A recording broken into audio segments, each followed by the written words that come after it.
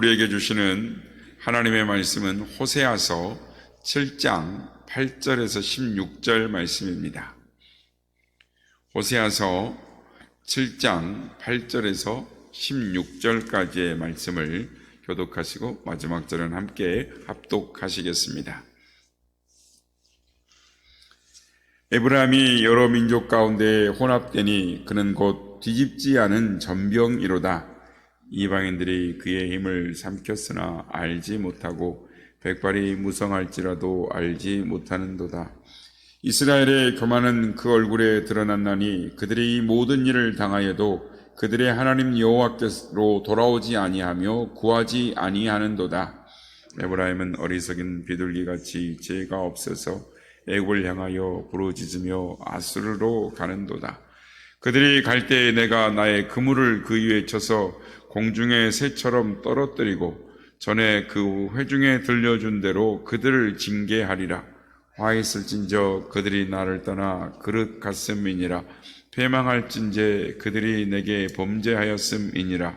내가 그들을 건져주려 하나 그들이 나를 거슬러 거짓을 말하고 성심으로 나를 부르지 아니하였으며 오직 침상에서 슬피 부르짖으며 곡식과 새 포도주로 말미암아 모이며 나를 거역하는도다.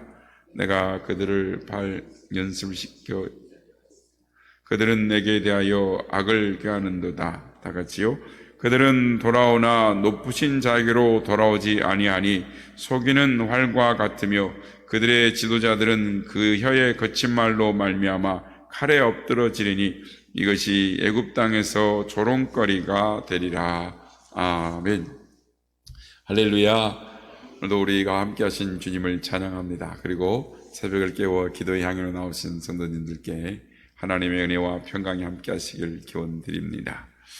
오늘 본문의 이 호세아서는 북왕국 이스라엘의 이 상황을 이렇게 호세아 선지자가 활동하던 시대의 상황을 설명을 해주고 있는데요. 호세아 선지자는 북이스라엘의 여로보암 2세가 통치하던 시대에 활동을 했습니다. 그러니까 여로보암 2세는 지도력이 뛰어났습니다. 그리고 또 나라를 부강하게 세웠습니다. 그래서 솔로몬 왕이 유다 왕국을 통일하고 북쪽 경계를 넓혔던 것보다 여로보암 때는 더 확장이 됐습니다. 그러니까 더 옛날보다 더 잘 사는, 그러니까 남쪽 유다가 있었지만 북이스라엘은 솔로몬 왕 시대 때보다 국토를 더 확장시켜서 잘 사는 나라를 만들었습니다. 그래서 주변의 이 국가들이 이스라엘의 국력을 두려워할 정도로 국력이 강해졌고, 또한 부유해져서 사람들이 집을 호화롭게 짓기도 하고, 성경 읽어보면 가진 자들은 상하 침대를 만들어서, 요즘 같으면은 이 맥반석 침대 같이 이렇게 겨울에는 안 춥고 여름에는 시원하고 이런 침대가 상하 침대인데 아주 고귀하고 비싼 거죠.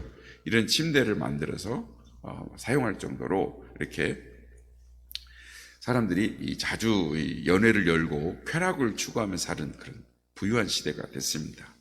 그런데 사람들은 이상하게도 이 번영의 때, 고난의 때보다 번영의 때에 하나님을 버리기가 쉽습니다. 그러니까 북이스라엘 백성들도 살기가 편해지니까 종교적으로나 도덕적으로 타락하기 시작했습니다. 이런 때에 호세아 선지자가 나타나서 하나님의 심판을 이야기하며 돌아오라라고 말을 합니다. 그러면서 북이스라엘이 자신의 아내 고멜처럼 타락하고 그랬음에도 불구하고 하나님이 계속 돌아오기를 원하신다라는 그 말씀을 계속했는데 그 경고를 무시하고 결국은 북이스라엘이 40년 만에 아수르에게 멸망을 당하고 맙니다. 오늘 말씀을 통해서 우리가 깨닫게 되는 것은 이 호세아 선지자가 활동하던 시대가 어쩌면 우리가 사는 시대와 유사하다라는 것입니다. 현 시대를 보는 것 같다라는. 그래서 하나님의 경고의 메시지를 듣지 않고 자신들의 뜻대로 살게 되면 오늘날도 역시 동일하게 하나님의 징계가 우리에게 임하게 될 것이다 라는 것입니다. 특별히 기독교인들에게 있어서 이스라엘 백성들처럼 하나님의 심판을 당할 수 있다라는 것. 오늘날 우리가 이제 예전에 보다는 너무 잘 사는 거죠. 뭐 30년 또는 40년 전에 보다 더 잘 사는 나라가 되었습니다. 그래서 편안할 때 하나님을 경홀히 여기는 것들을 보게 됩니다. 오늘은 하나님께서 호세아 선지자를 통해서 주시는 이 메시지를 살펴봄으로 말미암아 우리에게 하나님이 주신 그런 교훈을 받음으로 은혜를 받고자 하는 것입니다. 이스라엘 백성들의 첫 번째 문제점은 뭐냐면 8절에 보면 에브라임이 여러 민족 가운데 혼합되니 그는 곧 뒤집지 않는 전병이로다 라고 말씀합니다. 무슨 말이냐면 여러분 어렸으셨을 때 이 전병을 드셔보신 적이 있으십니까? 그러니까 이 전병은 이 부침개 또는 지짐이라든지 이 호떡 같은 걸 말합니다. 그런데 이제 이스라엘 백성들은 이 화로에 이제 그걸 굽기 위해서 화로에다가 이 붉게 달궈진 숯을 넣어요. 숯을 넣어서 화로가 달궈지기 시작하면 거기다가 이제 밀가루로 이렇게 반죽을 해서 기름을 두르고 그렇게 이제 전병을 구워내기 시작합니다. 그런데 후라이팬이 뜨겁게 가열되었는데 그거를 바로 적절한 시기에 뒤집지 않으면 화로의 부은 부분은 시커멓게 타고 겉에는 이렇게 밀가루가 아직 그대로 그냥 그 상태로 돼 있는 거예요. 그러니까 제때 이렇게 뒤집어서 붙여줘야 노릇노릇하게 맛있게 만들어지는데 그렇게 되면 이제 제대로 시간을 못 넣고 하면은 타서 먹지 못하게 되는 거죠. 그러니까 이스라엘 백성들이 하나님께서 뭐라고 말씀하시냐면 뒤집지 않는 전병처럼 되었다라고 말씀합니다. 익은 것도 아니고 안 익은 것도 아닌 상태가 되어버렸다는 것입니까? 하나님을 믿는 것 같기도 하고 안 믿는 것 같기도 하다라는 것입니다. 언제는 열심을 내는 것 같기도 하고 자신의 이익이 없으면 열심을 내지 않습니다. 한때는 경건한 것 같기도 하고 어떤 때는 아주 세속적인 사람이 되는 것입니다. 교회에 나오는 것을 보면 예수 믿는 사람인 것 같은데 실제로 말하는 것이나 행동하는 것이나 생각하는 것을 보면 예수 믿는 사람이라고 볼 수 없을 만큼 세속적인 생각을 하는 것입니다.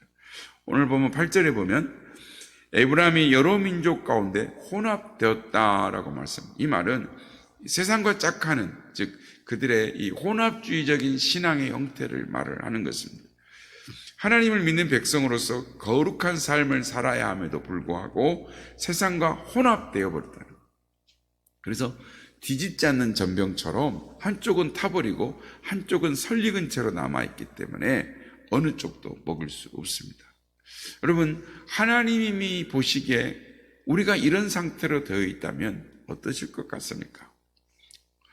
둘째로 이스라엘의 영적 상태가 11절에 잘 묘사되어 있습니다. 그들은 어리석인 비둘기처럼 되었습니다. 에브라임은 어리석인 비둘기같이 지혜가 없어서 애굽을 향하여 부르짖으며 아수르로 가는도다라고 말씀합니다. 비둘기는 원래 이 순한 동물입니다. 하지만 지혜가 모자라서 다른 새의 보금자리에 들어가서 새끼를 낳거나 이 독수리 같은 맹금류가 올 때에는 이 가만히 보금자리에 숨어 있어야 되는데 도리어 날개를 펄럭거리며 소리를 지르고 허둥지둥하기 때문에 도리어 자신의 위치만 드러내는 어리석음을 도모하기도 합니다. 그래서 맹금류들이 와서 이제 이렇게 사냥을 하는데요. 이스라엘 백성들은 하나님의 백성입니다. 그러니까 하나님에 속한 백성이기 때문에 하나님께서 그들을 보호하여 주시고 하나님이 책임져 주시는 백성입니다. 그러니까 다른 말로 하면 그들은 그들의 보금자리를 하나님께 두었습니다.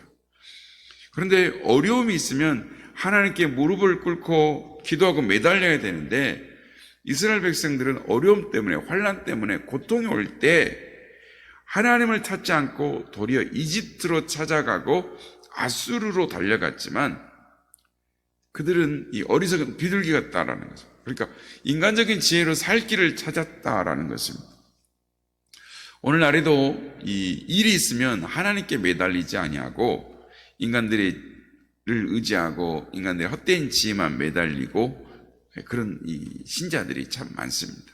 그러니까 본래 인간의 지혜라는 것이 헛되고 제한적이죠. 자기 스스로 자기 계획에 빠지는 경우가 많습니다. 그러니까 이스라엘 백성들이 그러했다라는. 그러니까 앞에서 말씀드린 것처럼 이스라엘 백성들이 점점 강성해지니까 이집트가 견제하기 시작했습니다.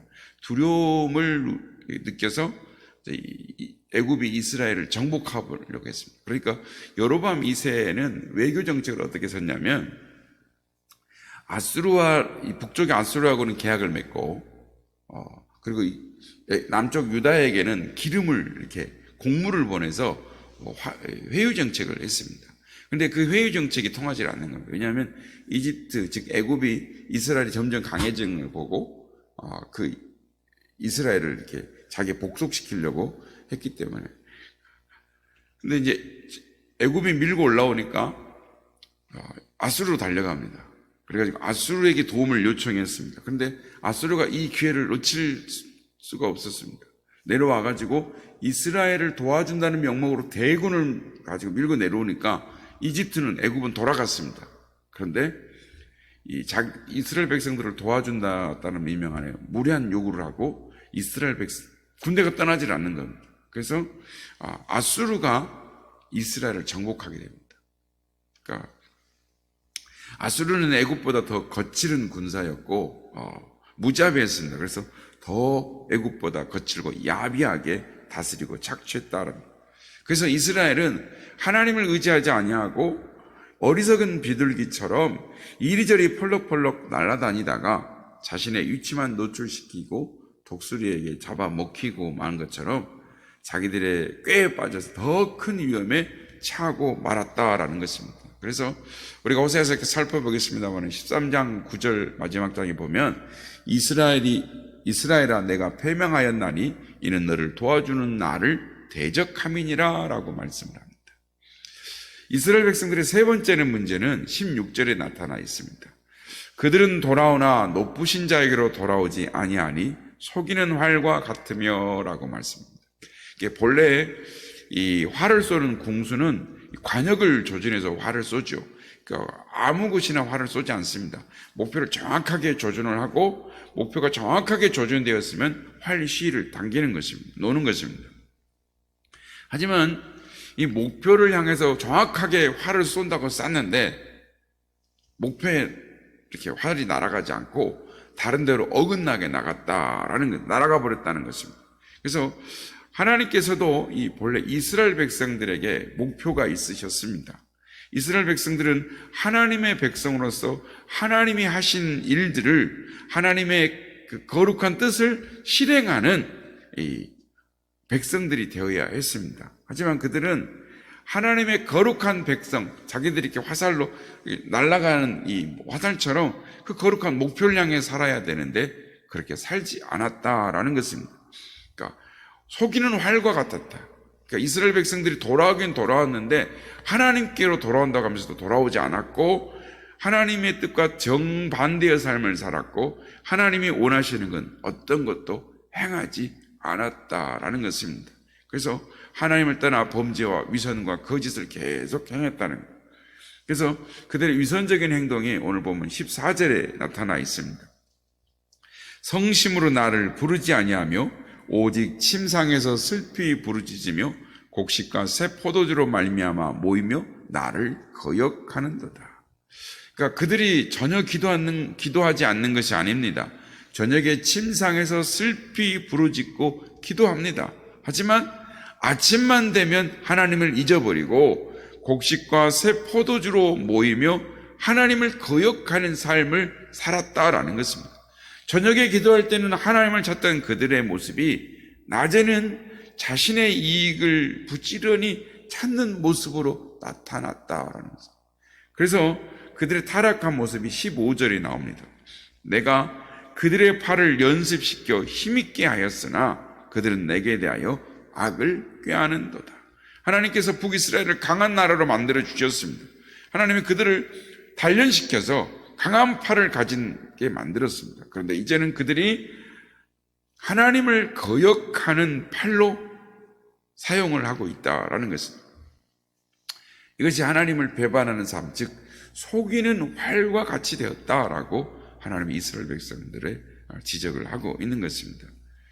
그렇습니다. 오늘 말씀을 통해서 우리의 삶의 현 주소는 어떤가라는 것입니다. 이스라엘 백성들처럼 혹시 속이는 활과 같이 되어 있지는 않은지, 하나님이 목표하신 곳으로 날아가지 않고 엉뚱한 곳으로 날아간 화살은 아닌지 우리 자신을 돌아보아야 한다라는 것입니다. 우리의 이 지난 날 살아온 발자취를 이렇게 되돌아보면 마치 뒤집지 않는 전병처럼, 또는 어리석은 비둘기처럼, 또는 이 속이는 화살처럼 이렇게 참 변화되지 않는 신앙생활을 하지 않았는가, 우리 자신을 돌아보게 되는 것입니다. 바라기는 오늘 시간에 하나님께서 호세아 선지자를 통해서 우리에게 주시는 하나님의 말씀을 통해서 우리 자신을 점검하고 하나님께로 돌이키는 삶, 오늘도 하나님 말씀 보면 성심으로 나에게로 돌아오라, 전심으로 나에게 돌아오라 라고 말씀을 하십니다. 오늘 이 하나님의 부르심에 반응함으로 말미암아 오늘도 그 하나님의 사랑 가운데 나아가시는 우리 모두가 다 되시기를 예수님의 이름으로 축복합니다.